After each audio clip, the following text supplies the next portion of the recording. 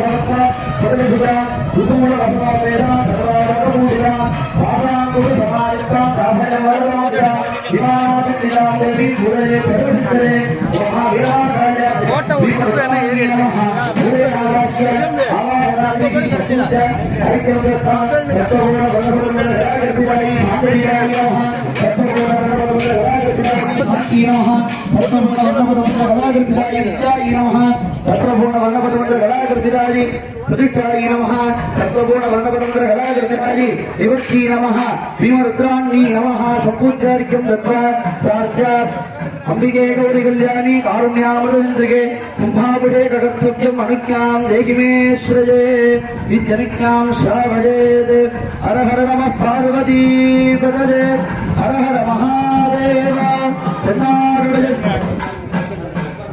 தென்னாட்டவர்க்கும் இறைவா போற்றி.